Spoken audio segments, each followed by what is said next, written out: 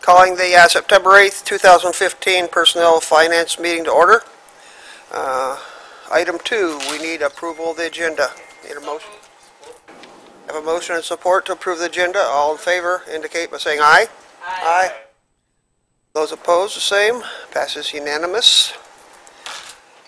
Move on to item 3, public comment. Mr. Chairman? Yes, sir. Your board docs allow,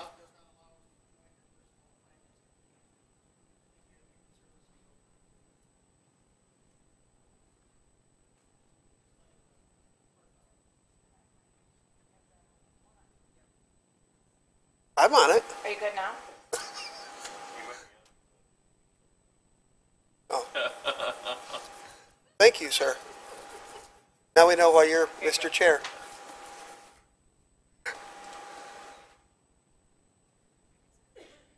We good now?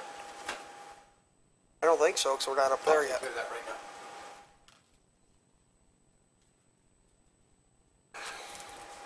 Okay, you can get back up and start sprouting again, Brad.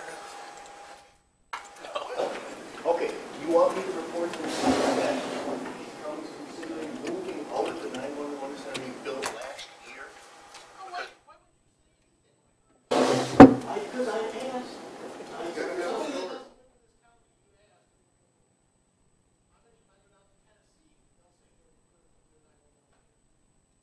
What? We've not studied anything.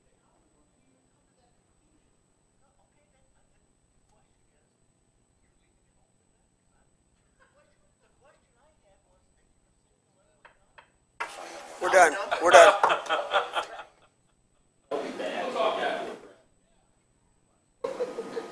We're at item 3. That'll be public comment. 5-minute public comment.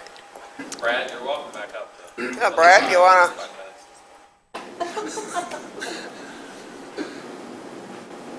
Any public comment? Apparently we have no public comment. Moving on to item 4. Need a motion and support to approve the minutes as presented. So moved. Have motion and support. All in favor indicate by saying aye. Aye. Opposed, the same. Passes unanimous. Thank you. We'll move on to item 4B. This is a JC dot non-union pension. Welcome, Christopher. Good morning again. As discussed at the study session, this is an item where we're trying to correct an inequity that we have with our new union contract and our non-union employees. I just verified working with our team that if I just jump ship here, well, first of all, it's a reduction from a 14.48% employee contribution down to a 12%, which is what the union got. So shifting gears, I just want to fast forward in the staff report to the financial piece, which is item B. You'll see in the paragraph there that I estimated a financial impact of approximately $13,000 with a back pay or a refund of about $8,500. I have updated figures here and some good news to share. Actually, we're looking at about a $9,180 annual cost. Part of that is that we have retirements here coming forward where new employees now are on the county's MERS plan, and so they're moving out of the pension plan. So much lower at the $9,180 number per year going forward. And then I estimated the $8,500 going back to February when the union contract was approved, but we're actually now at a figure of $6,191. So happy to answer any questions. Discussion? Sarah? Is this is like similar to the, is this the same situation that we did last year where we went back and did this with JC Dot? I mean, are we just gonna keep, I guess, reimbursing them when it's not really, I guess I don't understand if it's our fault that they didn't get this contract done sooner. That's kind of my question, and why we're reimbursing them again for costs that they've just incurred that we can't help. This is non-union, exactly. What we did with the union contract settlement, there was some back pay in there. You're thinking of the health insurance, I think, right? The health insurance thing? Okay. This is very different. We're just trying to clean up an issue that workers' morale has been impacted by the change. Mike, if you... If I just chime in just briefly. It's similar, except for this is a one-time deal, and they're non-union, and it should have happened back February, March, right around that time, but for whatever reasons, never got around to it. Now we're trying to correct what essentially should have happened. Exactly. Yes, this goes back to February 26th, I believe. Yeah, I have the date. So. That's right. Further discussion? If there's no further discussion, I need a motion and support.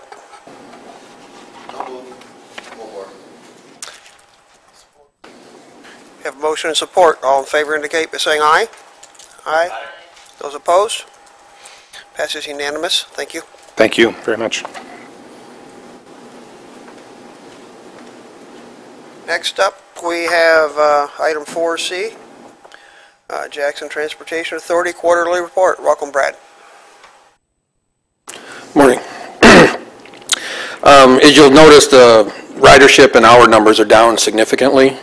We just switched over to our new software, and we're getting the overall system numbers, but we're working with the vendor to get the more accurate counts for the county versus the city. So these numbers are being manually audited right now. We have to turn in our numbers to the National Transportation Database by the end of October, so we'll have more accurate numbers by then. I will say overall, though, that some of the ridership and hours has trended downward, obviously not as drastic as is being shown on the sheet. That's due in part to we have less... We have 4 vacancies that we're filling with new drivers, so we've had less city hours available to give to the county. And also too is with the decrease in fuel prices has been affecting ridership all the way around. So, like I said, these are the numbers we have, but I can tell you that they're not accurate. They will be revised upward, and as soon as I have the revised numbers, I'll get them to you guys by email. Thank you. Any questions for Brad? Questions? Thank you, sir. Thank you. Next up, we have item 4D, our quarterly treasury report. Welcome, Karen. Good morning. So as reported out in June, and I wanted to give everyone an update on our most recent tax foreclosure. If you recall, we ended up foreclosing on 230 parcels this year. And the total amount that was due for those taxes was just over $2.9 million. And that is a very high number, but as you recall, I foreclosed on the parcels formerly known as Michener Plating, and that totaled over $1.6 million for those 3 parcels. So those 3 parcels alone is inflating the total amount due back to the Delinquent Tax Revolving Fund. So of the 203 parcels that we started off with, I wanted to let you know that this year was very different in the respect that when we offered the properties to the local units for their first right of refusal, we actually had 67 parcels that went to the local units this year. 1 went to Summit Township, 13 went to Leone Township, and then 53 went to the city of Jackson.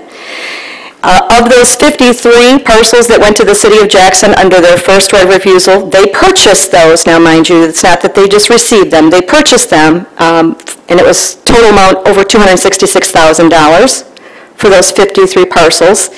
And I believe all of the 53 were houses. They were able to purchase these 53 parcels with the hardest hit fund dollars that they received, the $5.5 million that they received. So that significantly impacted the total number of parcels that we ended up taking to the tax foreclosure auction this year. Our first auction was last Wednesday. We took a total of 163 parcels to the auction. We ended up only selling 43. Again, this year was different in the respect that we didn't sell a very big number of parcels this year, but I need to let you know that we had some legislative changes, that our legislature in their infinite wisdom made changes to the Public Act 123 last year. And of note, there were 3 bullet points that impacted how I am doing my job this year. The first legislative change is that the FGU, which is the foreclosing governmental unit, does not have to have a second or third auction. That is different. The statute was originally written that we could have up to 3 auctions. The legislature changed it to that we only had to have 1 tax foreclosure auction.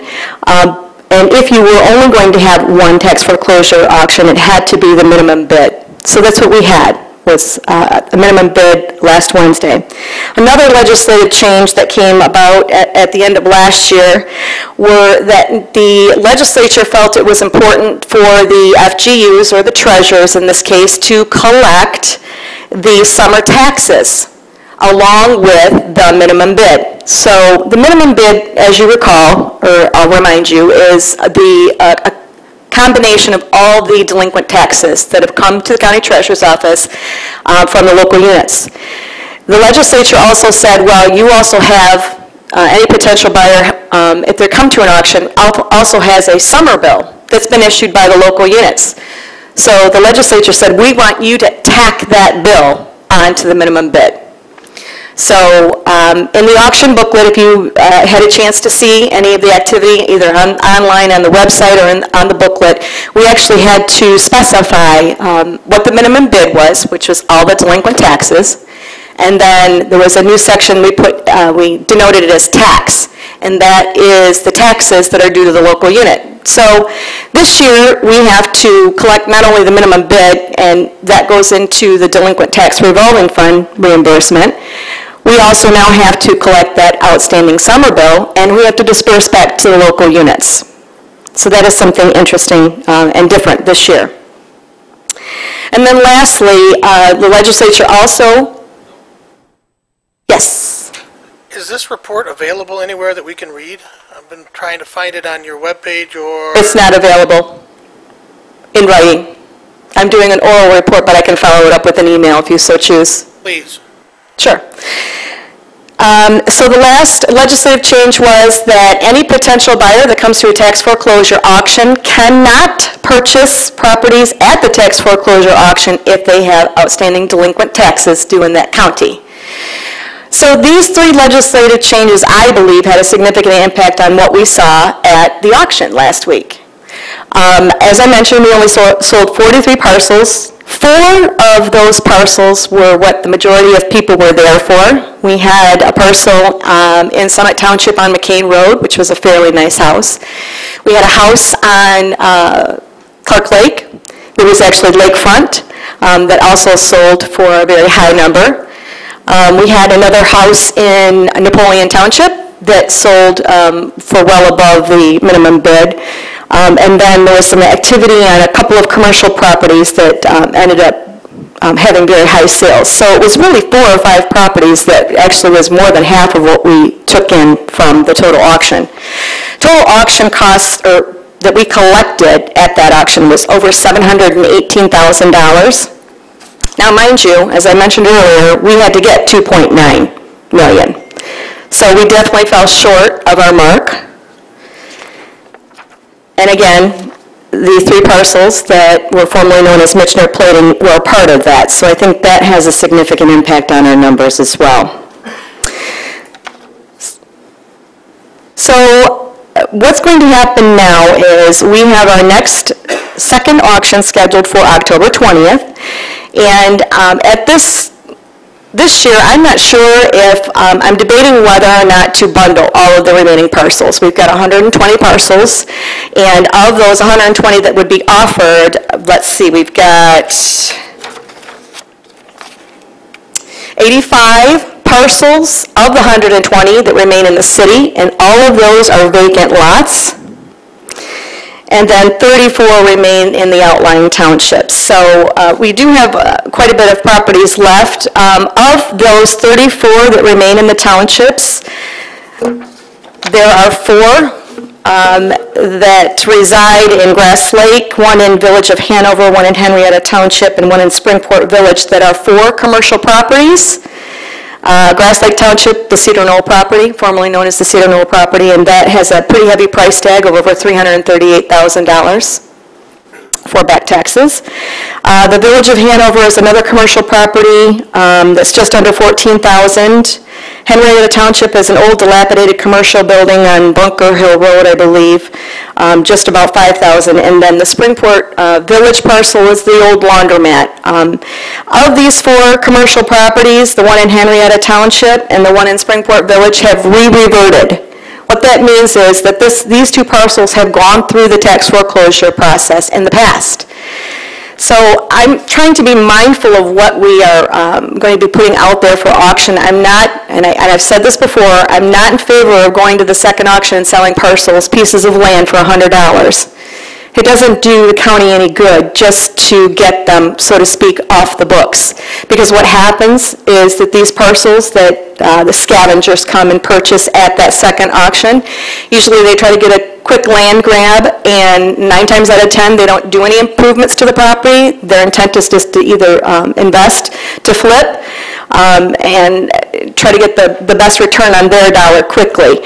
Either that or they find out what they bought at the second auction and they realize that it's not worth their time and effort, and then they sit for 2 years before they go back through the cycle. So I'm entertaining the idea of bundling all of these remaining parcels for the second auction. And what that will do, now that the legislature has changed the law, is that I can offer these, once we go through the auction on October 20th, and it's one bundle, meaning that the buyers that come to that auction have to purchase all 120 properties.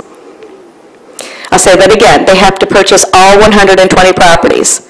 So now mind you, of the 120, 3 of those parcels are the properties formerly known as Michener properties. So of those, in that particular property, I'm going to put a performance bond on it requiring that they do cleanup, and if they're going to do any work on the properties, that they have to file a performance bond. This is a way to protect these properties, to keep control over them. Once the auction is done in October, then at that point we'll wait and send notice to the local units and see if they're interested in taking any of those properties under their what's called a second right of refusal. The statute says that we offer them back to the local unit. They can take them at no charge, no fee, and then we would deed them back over to the local unit. After December 31st, the properties become property and ownership of the FGU. At that time, I can offer those properties for whatever value I set as the FGU. So this is something I'm entertaining. There's good and bad to both points, but I would welcome a conversation about that, but I wanted to give everyone a heads up that this is the direction that I'm leaning. And again, it's with the intent to control these properties so that they don't go back through the process and re-revert over and over again. Questions? Daniel. On the properties that you said have already went through, like for instance the one in Springport and the commercial, what do we do, or what is the county's obligation to keep that from becoming blight? Because like obviously I'm familiar with that area, and I'm pretty sure I know what you're talking about in Rives, on Bunker Hill as well. So like, what does that cost us to hang on to these? I guess my point is the bundling of all of those to me seems a little excessive. Like, why don't you just bundle them in lumps, you know, to make it more reasonable? Because I think it's a little unreasonable to bundle everything into one. I'm just saying, I don't know. But to me it just seems unreasonable. Like, you wouldn't even get a bid. I wouldn't bid on anything like that. And I understand the concept of, you know, not making minimum bid, and I haven't attended an auction before, so I can't say that I've seen that. But I'm just curious, what financial impact does that have to maintain the properties in accordance with the local ordinances, I guess. Like, why keep hanging on to them? I certainly don't want to keep hanging on to them, but I want to have better control over them so that when and if the day does come that there's an interested party that comes and approaches me and says that they wish to purchase one of these properties, that they're going to do something with it. I.e., especially like a vacant lot, they can look to bundle it or look to attach it to their current property. That's one of the more positive resolutions. The financial impact is that when it reverts back through the cycle is we have to do staff time as far as property management of it. We have to go make our personal visits. All along we're adding fees and administrative costs to maintain that property. It doesn't make sense to keep going and playing rewind and dealing with these properties if we don't have to. So the goal is to, when you're bundling the properties, have more control at the end of the foreclosure cycle, and then you can set, as the FGU, how you're going to dispose or transfer those properties. Daniel, yep. I guess my question was along the same lines. I just don't see what the benefit is to the county to continue to hold on to the properties or bundle them all together if the intent is to get them to people who are going to use them. Then that discourages somebody who just wants to buy the property next door to them to add it to as an addition to their home. So I just don't. I'm just trying to understand what the immediate benefit is, especially if that's just going to make us incur more cost over the next years or until the next auction comes up. Okay, so if I go to the second auction on October 20th and there's a piece of property, I'll throw this one out because I think you need to think about this. The Cedar Knoll property. It's got over $338,000 taxes that I need to collect in order to make our delinquent tax revolving fund whole. So if this particular property goes to auction, as statute says, you cannot assess at the minimum bid. You've got to start out with a reasonable bid. So the reasonable bid that I have done in the past is $100. So ideally, somebody could go to the auction on October 20th and bid on that property and win it for $100. So in general, the reasonable bid that you set is $100, or Yes. you're saying that's the reasonable bid that you would set for something that has $300,000 owed on it? Past precedent has been that any of our properties that go to the second or scavenger sale, the bid that we've set in the office has been $100 per parcel, Is that something? regardless of what taxes are still due and owing. Something that can't be changed, you're saying, or that's The just- statute says that it has to be a reasonable bid. I could set $500, I could set $1,000, but people then will question my practice, because past practice has always been that those parcels have been offered for $100. So that is something that you could change, though, right? I have the ability to do that, but what would be a reasonable bid? And would you set a reasonable bid for all of those properties at the same cost, I same don't know. price? Is that something that you could do? Is set a reasonable bid? It's for never been different- done. It's never been done. But is that something that you could do, though?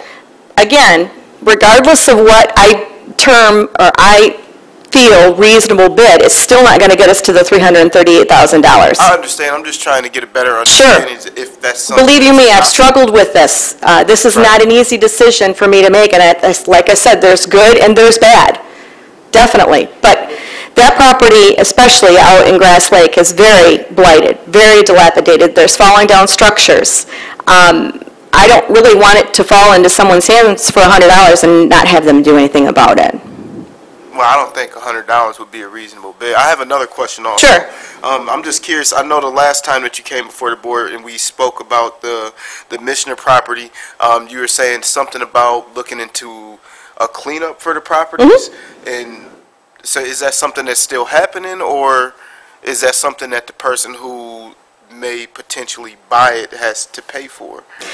So where we are with the properties formerly known as Michener, these are the two parcels. There's one on Mechanic Street, one on Trail Street, and then the other site on Angling Avenue. With regard to the property on Mechanic, and I believe I sent an email out to all the commissioners with regard to this, the United States Environmental Protection Agency did award a $1.6 million Superfund cleanup package program for the cleanup of the site on Mechanic Street, and they are there doing the cleanup as we speak. They came, this is the third week. So the past week and a half, 2 weeks that they've been there, they've been setting up their trailers, getting the power going, getting the water going, cordoning off areas for hazardous material removal that they need to do, but they're there and their crews are actively working on cleaning up the site right now. That is at no cost to Jackson County. They are covering the cost for the removal of the substances. With regard to, what was your second question on that, on Mechanic and Michener?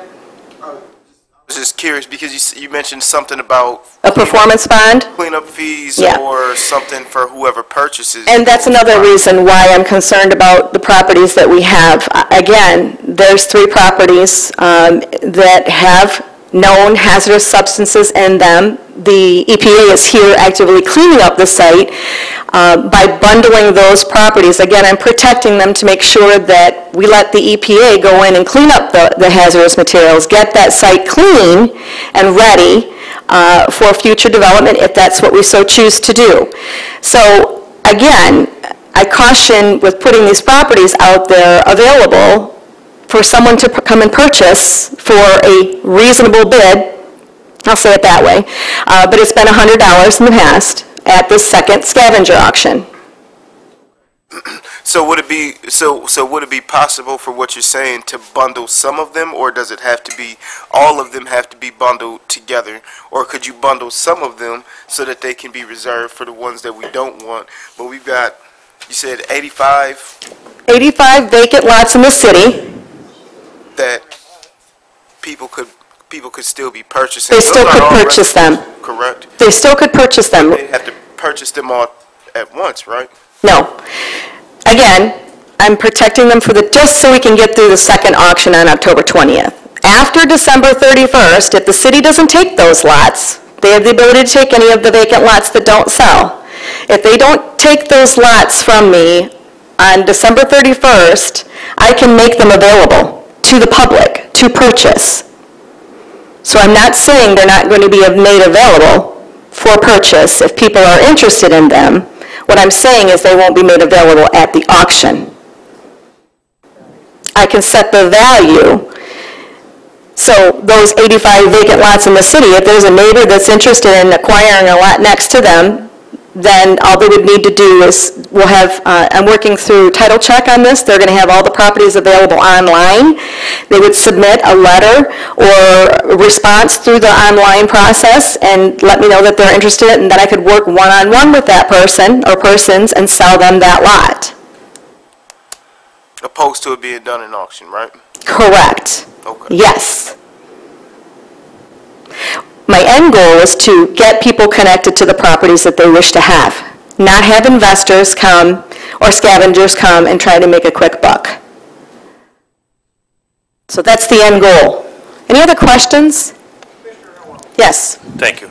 Karen, first on the report, I appreciate getting the reports ahead of time because I spend a lot of time formulating questions and reading through the reports. So that'd be helpful to me if I could even get it after the fact, but I appreciate getting them ahead of time. It lets me look at the information and formulate my questions so I don't look so stupid now, which happens frequently with me. Sitting listening to the conversations, I agree with what's previously been said, and I wonder if there's wisdom in potentially bundling the high-profile properties that have the higher tax bill versus bundling all of them with all of the properties. I think we need to let the free enterprise system work on those other ones, and I just see wisdom in separating those two, but keeping maybe the whole high-profile stuff in one group with whatever stipulations you want on it, and opening up the other ones to let the public have a chance at those. That is something that you could do if you chose to, correct? That's correct. Okay. That's it for me. Thank you. Commissioner Alexander. Thank you, Karen. My question is in regard to the change in legislation. You made reference, if my notes are correct, that I was typing, Public Act 123 gave 3 areas of impact on foreclosure auctions. The second one you mentioned that it's mandated that summer taxes be collected along with a minimum bid. Mm-hmm. How was this prior to this change in legislation? How are summer taxes collected? What happened before the legislative change at the end of last year was that any interested party would come to the tax foreclosure auction. They would be verbally advised at the auction. It would be printed in the auction booklet. It would also be available online for any potential buyer and they are forewarned that there is a summer bill that's out there that's been issued by the local unit, and that they, as the new owner of that property, if they are the winning bid at auction, are responsible for those taxes. What happened was, a lot of times people would come to the auction, purchase the property, and not do anything with it. So those taxes that were issued in July from the local units never get paid. That's why they made a legislative fix. Well, never got paid, but until either their time expired and they lost the property again, or Exactly. or made it whole and paid the additional fees and interest on it, you're saying? So the legislative fix really helps the local units, because when we sell that property at auction, they're getting those taxes back, and we have to reimburse back to the local units. So it's speeding up that process and helping the townships and local units. Thank you. Sure. Commissioner Rice. Hi, Karen, thank you. You're welcome. And yes, you did send out an email, so just to let you know. I guess I have similar concerns here as the other commissioners. In essence, you're talking about these 85 city properties, which would give you more control, in essence. So you could actually talk to people. Would you actually talk to people? In some ways, ask them what their purpose was for buying it, or you would work with them, you would negotiate the set of cost. How are you going to go about that, since obviously statutorily and otherwise you have this control? Yes, and that's a good question, because this would be a new process, at least for me in Jackson. Other treasurers do this. They bundle all of the remaining properties after the first auction. At the second auction, they bundle all their properties. So one procedure that we could do is, after the second auction, if we bundled everything all together, and after that December 31st date, the properties would be made available on the Title Check website. You could go in and say, I want this particular property. You put an online request in, the request comes to me, and I would then begin a dialogue, conversation with that intended buyer, and yes, I could vet that person, so to speak. What's your intended use? What do you wish to do with the property? And then I could set a price value, asking price for that property. And other counties do this. Another option is, when they're bundling at the second auction, properties automatically transfer to land banks in some counties. That's also an option. That's not something I'm entertaining at the moment, but other counties do it that way. They are going to be making them available after December 31st, or they transfer them directly to the land bank. Okay, thank you. I'm not going to belabor the point, but so would you almost go into like a contractual thing with them, because they could tell you anything you wanted. They may end up paying your price, but then once they walked away, they could turn around and do what they want, correct? You could put a deed restriction on the deed. So you're willing to do that as well? Mm-hmm. So that's an option, definitely. Okay. Just a question in regards to Cedar Knolls. Obviously, because of the large delinquent tax on that, you want control of that as well. You made that very clear. So from my perspective, that's been an eyesore for Jackson County way too long. So if you want control of it, why don't you just tear it down? No, I'm serious. Why don't you tear it down? If you're going to take control of it, why don't you tear it down? That's an option. Well, I don't think it shouldn't have to be an option. I think it should be torn down. I mean, that's a horrible place out there. It always has been. And if the treasurer's office wants control of it, then some money should be spent to tear it down. Actually, I'd heard that there was a couple of investors that were interested in the property, and I was surprised that they did not come to the auction and purchase. So, if that is true, and there are a couple of investors out there, maybe waiting to the second sale so they can get it for $100, by doing this process that I'm suggesting, then the investors come to me directly, and I can work out a deal and negotiate with them. Otherwise, it's any person that comes to the auction could come and purchase that property, and we lose control. I understand. Yep. Okay, last comment. What about townships, cities, whatever, that take their right of first refusal?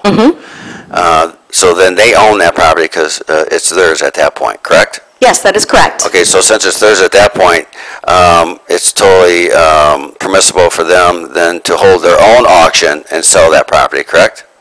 If they so choose to do that, yes. Okay, well, the reason I asked is because Leone's took the right of first refusal on those 13 properties, and Leone's going to sell them, so.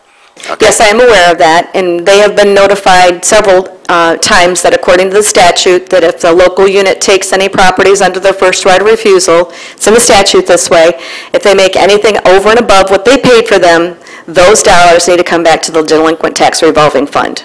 And the law was set up in the respect to stop local units from economic development and purchasing properties trying to make a profit. Stop local units of government from economic development? With regard to taking tax foreclosed properties and turning them around for a profit, yes.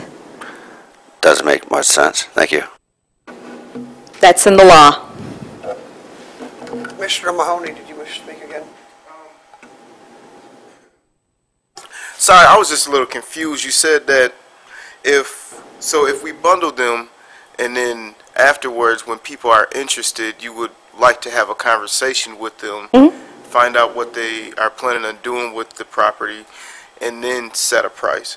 It seems like to me that would be more discouraging than putting the properties into in the auction where people can just come and bid on what they want to buy versus having to negotiate based on what their intentions are instead of knowing what the price is. I mean, if we're going to hold them and bundle them, I can understand that if we're going to set a price, a fair value, as you stated, and then let people buy them if they want to, opposed to having so much control. I don't understand what the point is of having so much control over the situation is. I, as the county treasurer, am the foreclosing governmental unit. My job when we foreclose on properties is to collect as much of the taxes that are due and owing back to the county so that I can reimburse the delinquent tax revolving fund. So that is the goal. Now, mind you, people had the ability to come and purchase that property for the minimum bid, which is the taxes and the outstanding summer bill, last Wednesday. If they were interested in that property, they could have come to that auction and paid the taxes that were due, and it would have been theirs for the taking, to do whatever they so choose. Again, the intent of the bundling is to discourage scavengers and to discourage those investors, to discourage those people who aren't going to be good neighbors, good property owners, and taking care of the property. And we're also trying to stop the cycle from those properties coming back over and over and over and over again. And I've had conversations with the city. You know, their intent is to also try to control these tax foreclosed properties and blight removal. Hence, they took the 53 properties, and they're doing blight removal, which is a good thing for our community. Not everyone agrees with that, but it's to discourage those that don't have the best intentions with the future end development of the properties. Those that are interested have the opportunity to get them at the first auction.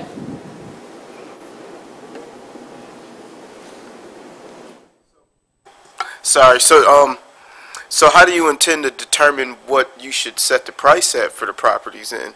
I mean, how is that determined? Is it going to be based on what's still owed on the property? It could be. Is it going to be listed?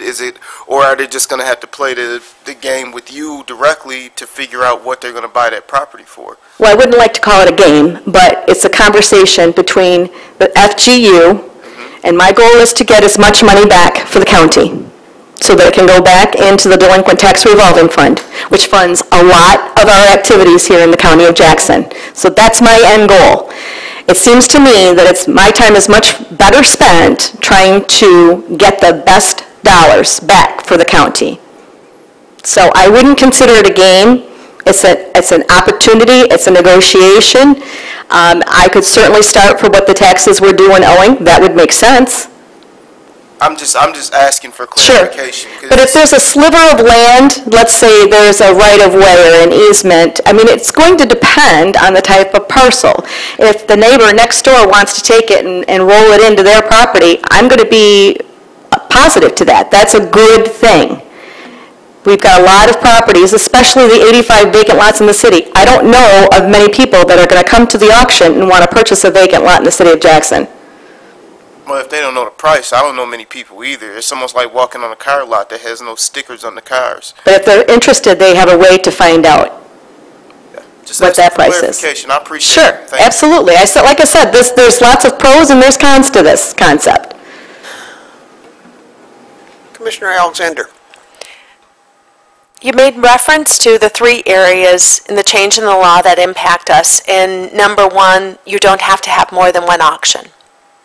Yes. So, several questions based in that area.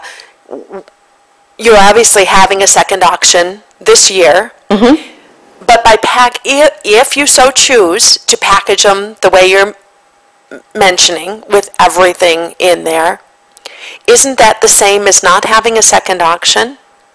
And as a follow-up then, is that something you're considering maybe down the road, only having 1 auction? Great questions. Thank you. And again, this is a change that happened at the end of last year, so this is our first cycle, tax foreclosure cycle, with this impact. What I'd like to see 3-5 years down the road is only having 1 tax foreclosure auction. But statute does not allow me to do that. I have to have at least one auction. And I also have to make sure that I have a second auction for the no minimum bid. Maybe I wasn't clear when I stated that. I can have 1 auction at the minimum bid, but I also have to have, if I only have 1 auction, it's got to be the no minimum bid. Oh, Okay? So Does that help clarify? Yes, so Okay. then there is no advantage, really, to recover, to make the delinquent tax fund whole. That really isn't a feasible option financially. And our real estate agents were part of that legislative change. They didn't think that we should only be able to have 1 auction and have it only be for the minimum bid. They wanted to make sure that those properties were available. So that was the driving force behind that piece of that legislative change. So I can't just have 1 auction and have it be the minimum bid, okay? Okay. If I have only 1 auction, it has to be the no minimum bid. Does that help clarify? It does. So now, I guess, I think a lot of us are just trying to get our There's lots of grasp changes. with the concept of everything being bundled. Yes. But now, as you're saying, then you've met the criteria of Yes. the second auction. You're just By bundling. Okay.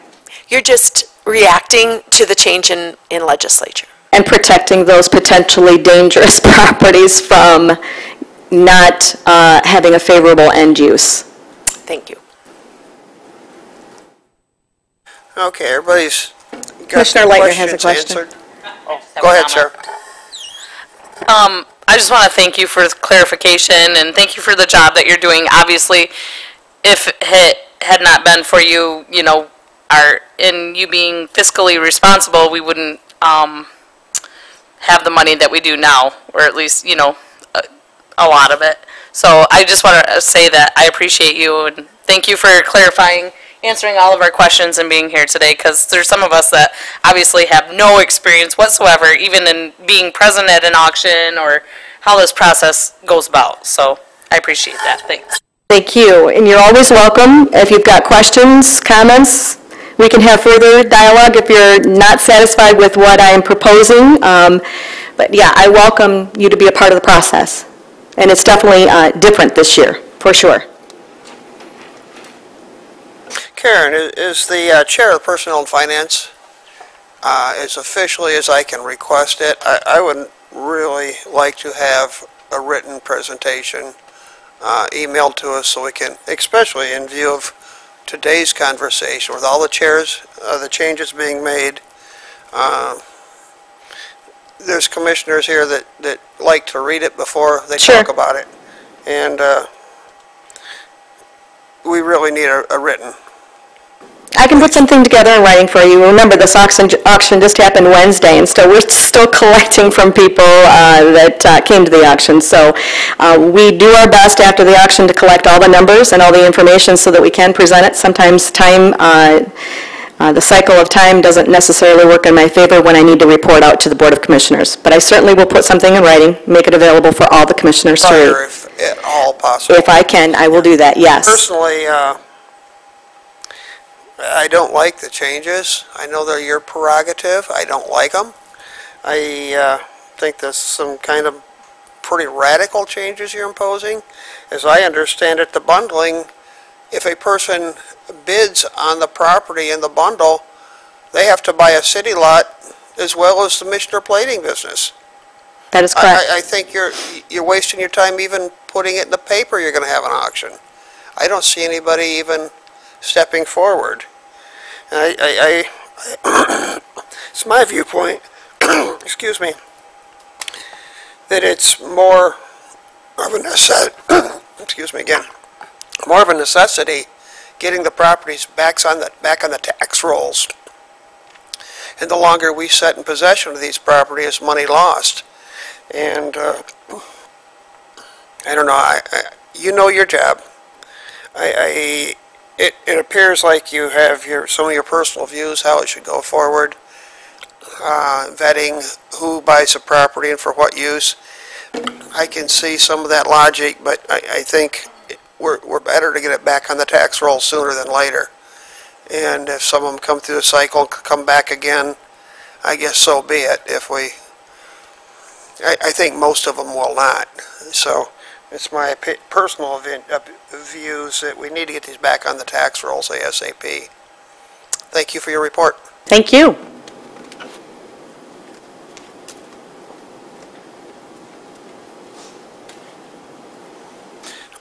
Next up, we have the IT department.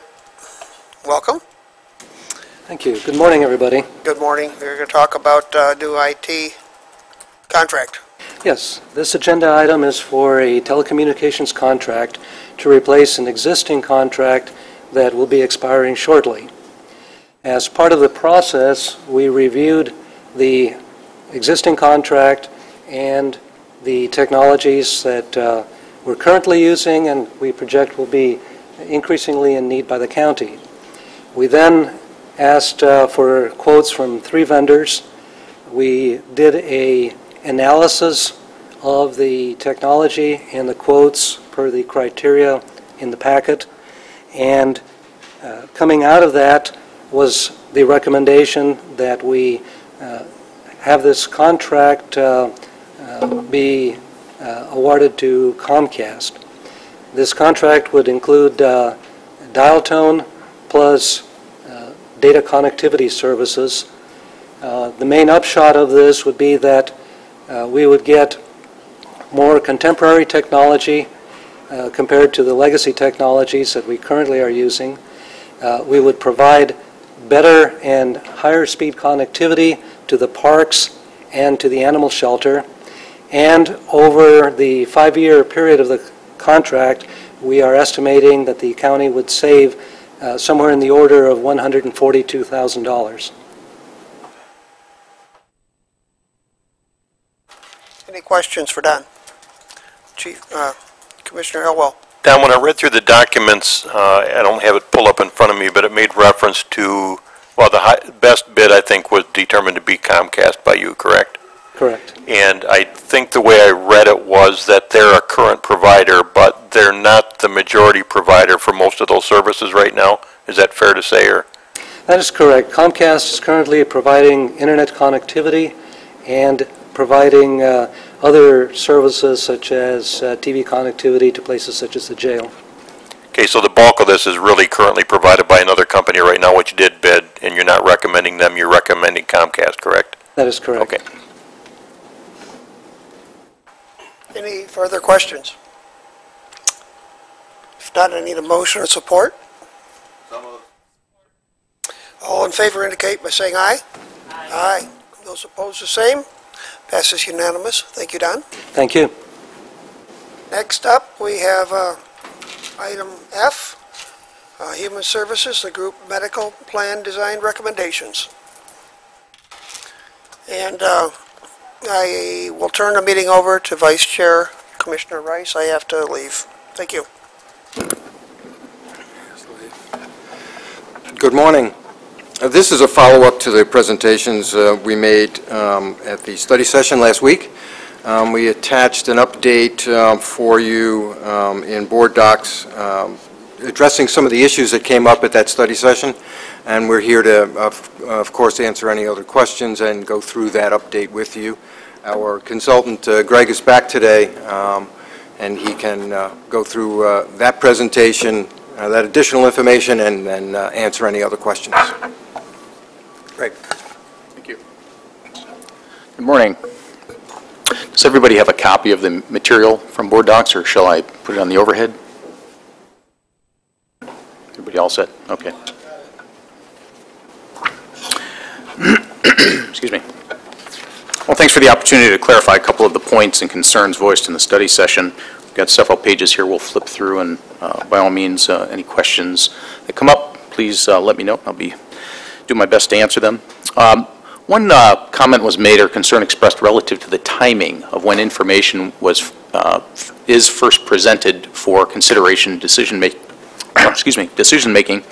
And so we wanted to just comment quickly on the process we go through annually to develop the forecast, costing, and employee contributions for, in particular, the group medical plan. We do try to take into consideration the most recent claims experience that's available to us.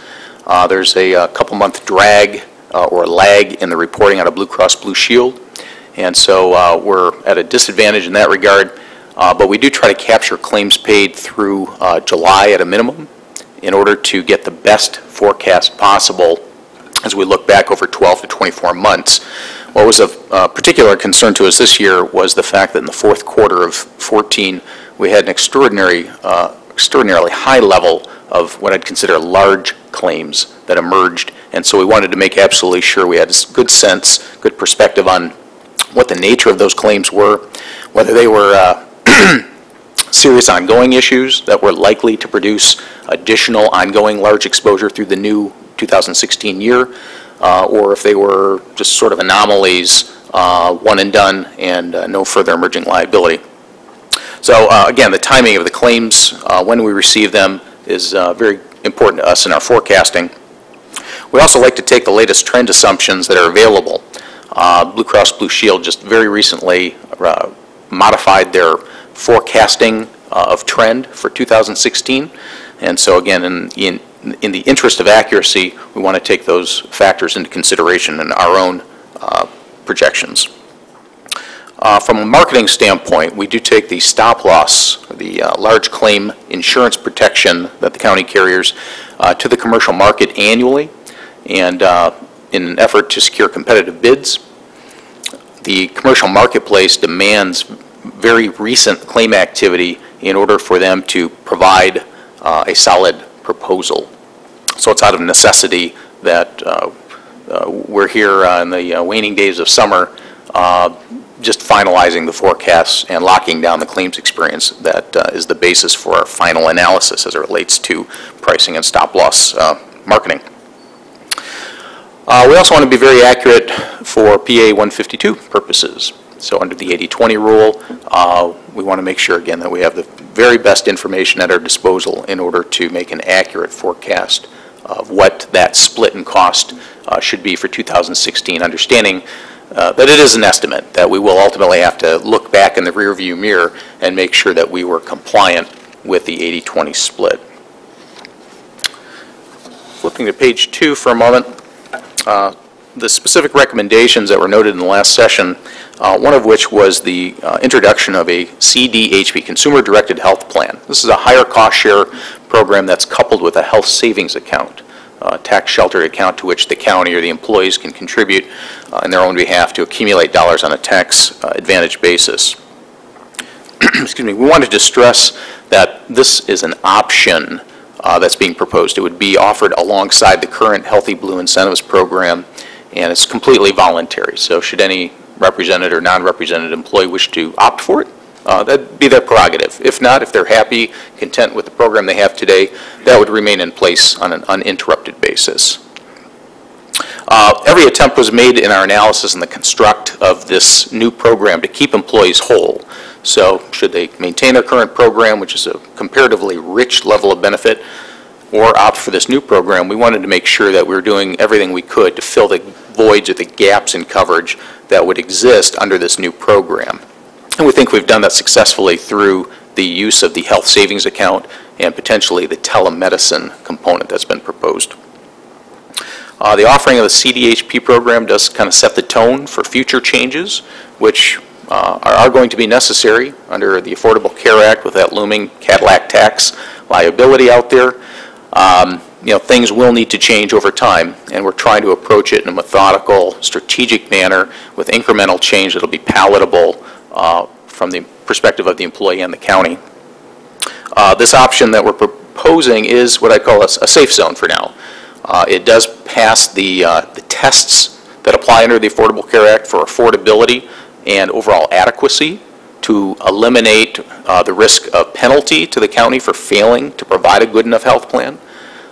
It also does comply, or on a forecasted basis, brings us under the Cadillac tax threshold. So any individual who would opt for this program would not trigger that 40% excise tax looking out over a couple years.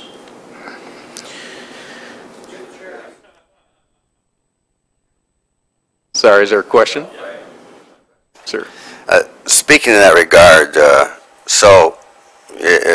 hypothetically, if the 5% got on board, let's just say that, you're saying because of that, we would be underneath, overall, would be underneath the Cadillac threshold, is that correct? For those 5%, yes. Right, for those 5%. That's right. And then the remainder? Well, the remainder still have an opportunity to trigger the Cadillac tax. Correct. Okay, I just want to clarify that. Thank you. Mm-hmm. You're welcome. Well, just to elaborate a bit further, as we talked before, that's on an individual basis for each person, correct? That's right. That's right. I have a short exhibit as we get through the material. I'll show you how that tax is computed.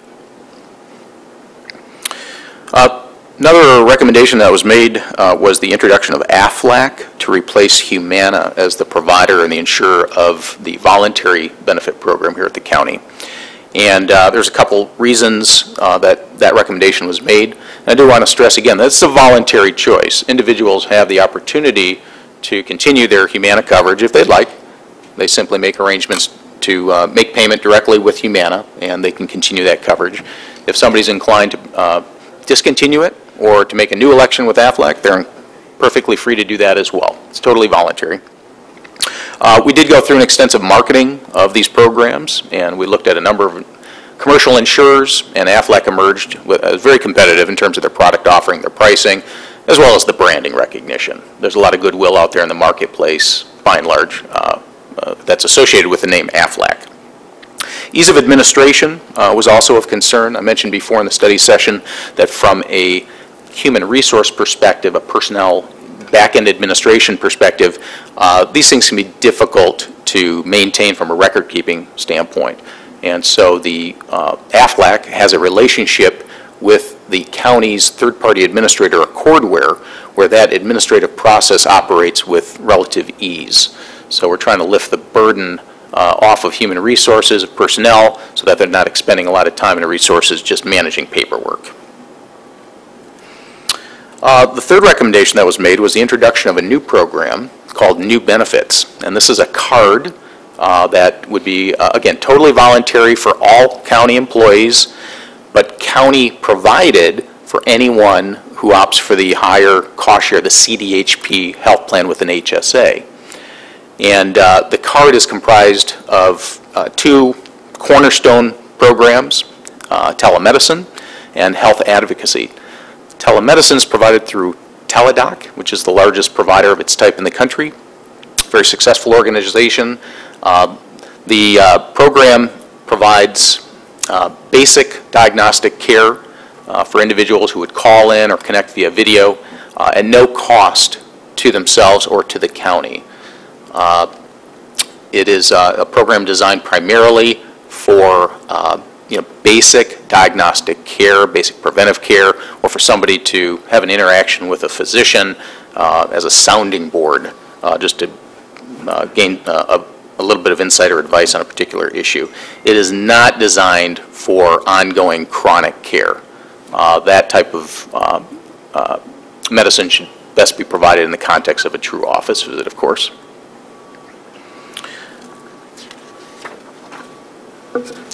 A couple more comments about AFLAC on page 3.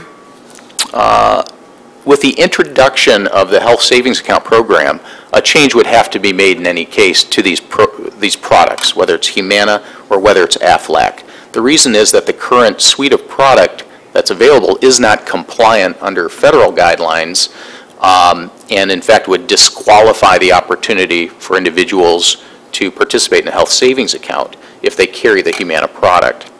So either way, we'd have to make a change, and in our determination, it made a lot more sense to go ahead and switch carriers to Aflac, given the reasons that I mentioned before. Those products will be completely compliant. There's no risk to any individual. And Aflac has also just recently come forth with a small subsidy. It's not a great deal of money, but it is a subsidy to help fund the expenses of Accord Wear. And there are some additional costs going into 2016 that are directly attributable to the Affordable Care Act. These would be expenses that would otherwise be paid directly out of the county coffers. So we were happy to see that subsidy being offered.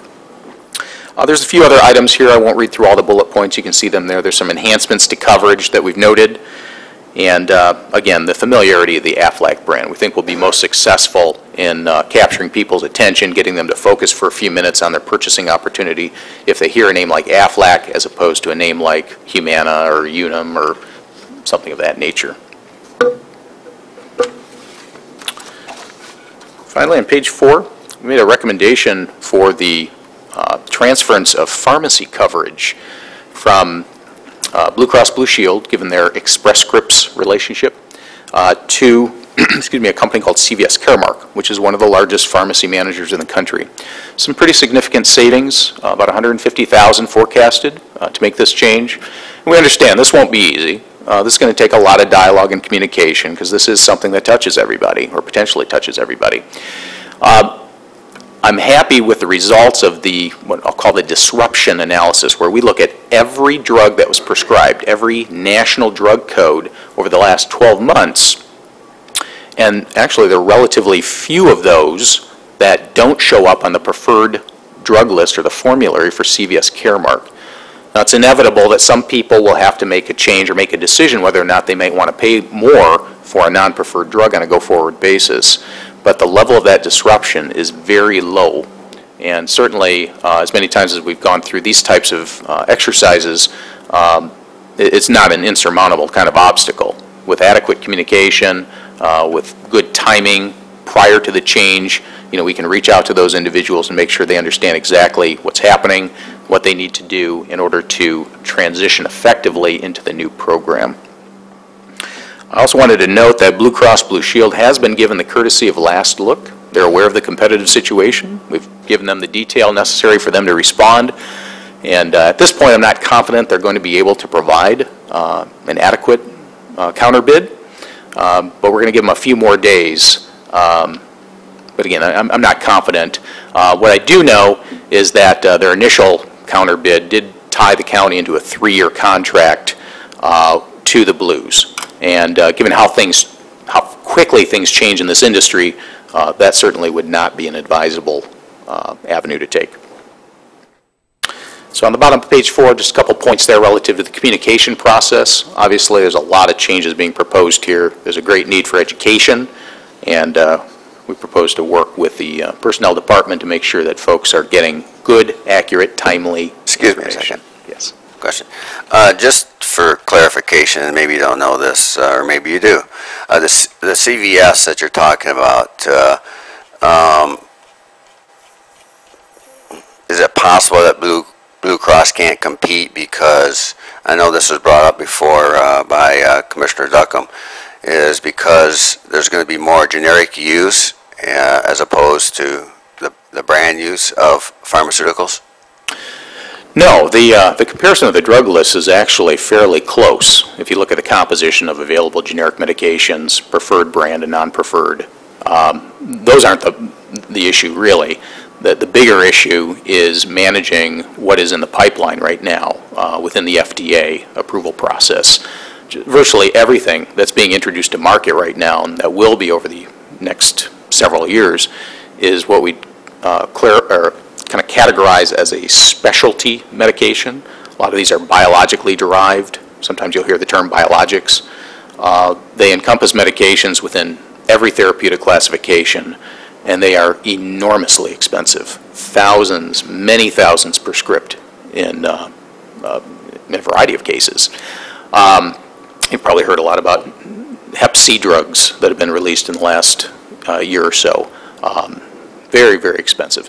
So we're hopeful that given the pricing, given the contractual provisions of the CVS Caremark arrangement, without disruption in the available medications, that they're going to work more closely with us to get our hands around the emerging liability, not necessarily the liability that exists today, as big as it is, but that liability that's coming out of the chute, so that we make sure that people are getting the most appropriate medications at the very best cost possible.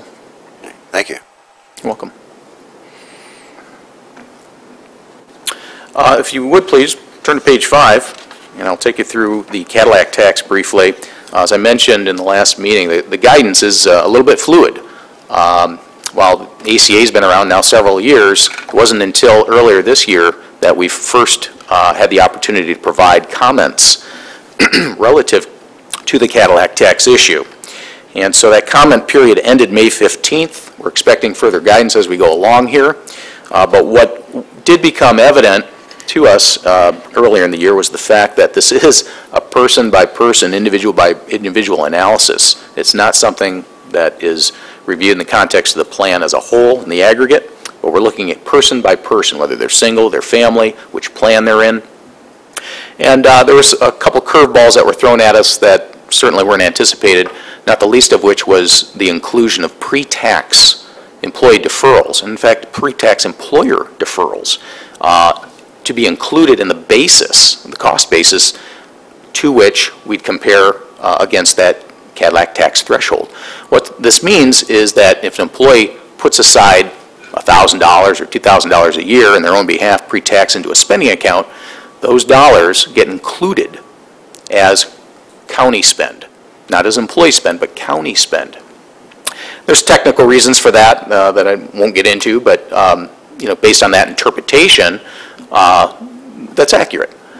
And so that's very worrisome, because all of a sudden our cost basis potentially goes up by a couple $1,000s a year, because employees have that ability to fund benefits pre-tax to that degree. There's a number of things that still haven't been clarified.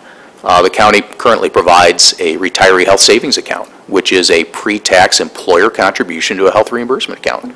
It's dollars committed today for the long term, and we don't know if those dollars are to be included or not in the cost basis for the Cadillac tax. It's an oddity in the public sector.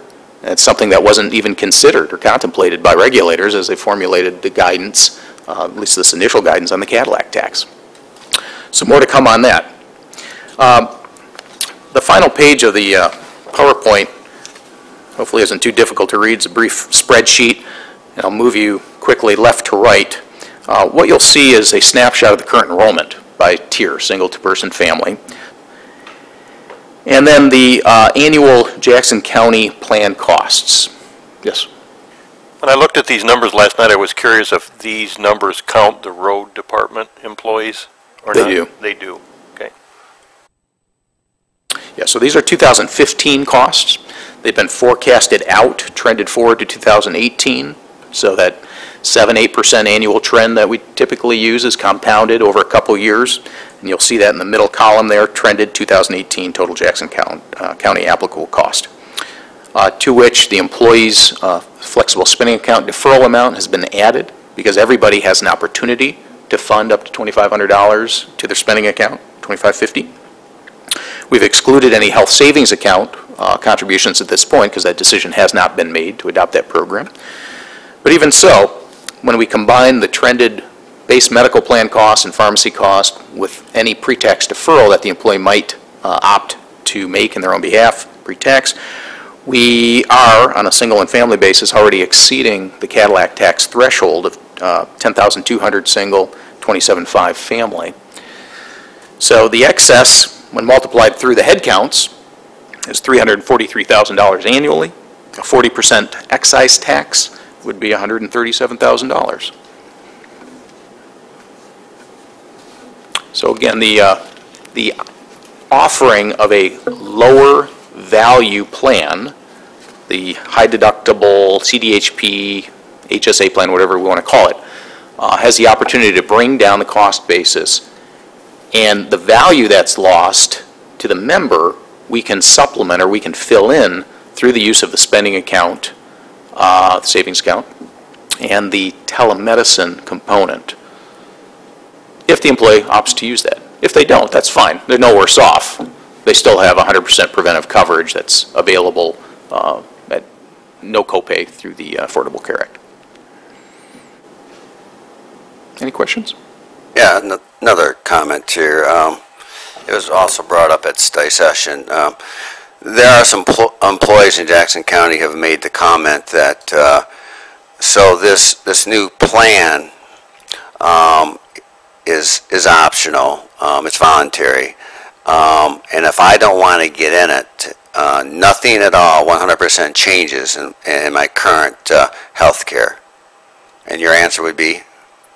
Yes, no change to their current program, with the possible exception of a change in the pharmacy program, should you elect to move forward with that. But otherwise, no change at all. Okay, I'm just saying that because there's still a lot of employees out there, in fact, I'd probably say most of them, don't really know this for sure or not. So, all right. Mm-hmm. Any other questions? Well, if I can go back to the numbers I asked, the numbers that were in the PowerPoint, I think, total 426, 111.99 and 216 for a total of 426 for employees. And we've actually got, by the last report I pulled up, 572, including the road department. So I must be missing something. Well, yeah, do your numbers include total employee population? That's what I asked, if it included the road department employees as well. My understanding is this does include the road department. Do your numbers include waivers, people who opted out of the medical plan? Okay. Mm-hmm. So we do have 572 FTEs, but not all those qualify for health care, you're saying. In other words, 150 ballpark. Or choose not to take it. Okay, thank you.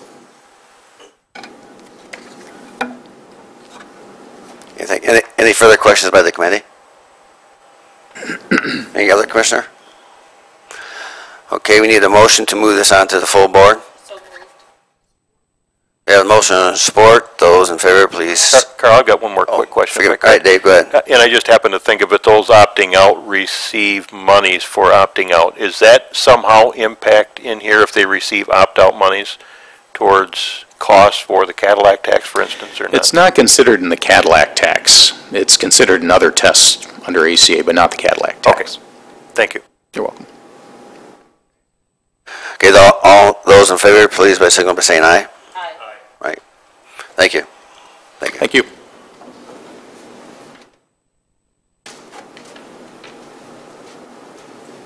Come on up, Jeremy. Good morning again. Coming before you right now, talking to you about a restructure plan. In May, I had a supervisor get the opportunity to go down to town as a juvenile probation officer, and at that time, our supervisor started looking at how we can better utilize the experiences, the resources, and overall usage of our supervisors within the facility. We traditionally have had 2 supervisors per shift with an overlapping Tuesday, Wednesday, and Thursday of those supervisors. So one supervisor would cover Sunday, Monday, and then the others with the additional 3 days overlapping, and then the other supervisor would cover those 3 days overlapping plus Friday, Saturday, first, second, and third shift. On third shift specifically, in my opinion, there's not a need to have the level of supervision required of a pay grade 12 supervisor on third shift, and that's 2 of them. Licensing requires me to have a designated person in charge, and as we were looking at how to meet that requirement, looking at creating 2 coordinator position, youth specialist coordinator positions that would be a pay grade 9 versus the pay grade 12. It's all laid out within the proposal here. Ultimately, my request is to approve the decrease in 1 supervisor FTE, upgrading 2 youth specialists, 3rd shift full-time positions to a coordinator's position. And then because of mandated ratios, a resident staff ratio, I need to have 3 additional part-time youth specialists to make sure that we have the required amount of staff in building. And so the request would be to have 3 additional part-time youth specialists as well. I can go into more detail. There's a lot in here too, so if there's any specific questions, it might be easier not to insult your intelligence from your reading. But if there's some questions that you may have on that, then I can specifically address those questions. I was more curious if Mike was supportive of the plan, and if you had time to go through it. Yeah, that's why I sat up. I was going to say, I've already reviewed the plan with Jeremy. The plan is sound and solid. It saves a wee bit of money, but more importantly, it provides what I believe, and Jeremy believes, is a better level of service, safety, and overall management of the department. Yeah, definitely. Any further questions by the committee? Any other commissioner? I'd move that we send it on. Okay, we have a motion. Motion and support. All in favor, signal saying aye. Aye. Opposed, same sign. All right, thank you. Thank you, Jeremy.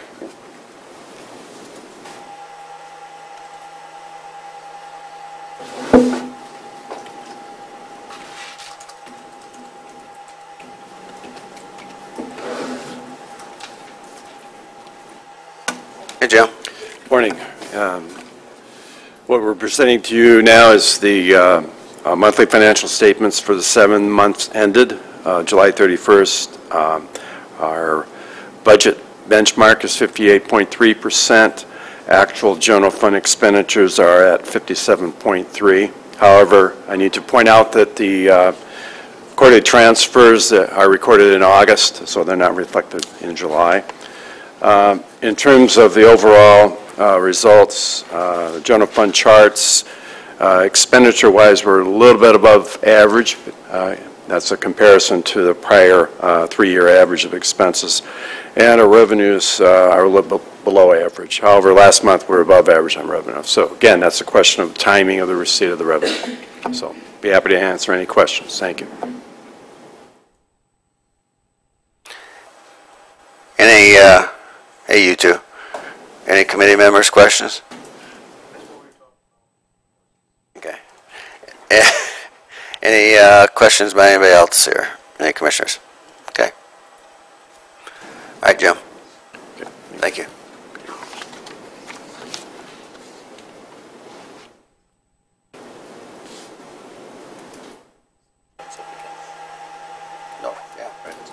I'm sorry, for the health department, go ahead. Yes, you said one more item.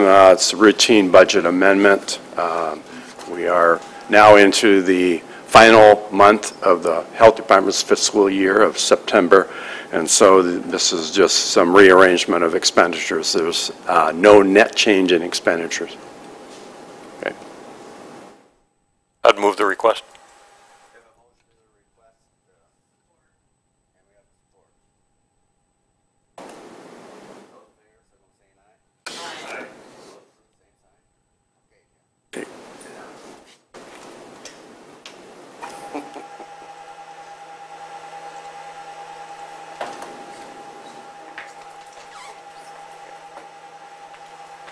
Hello? Okay, it's working.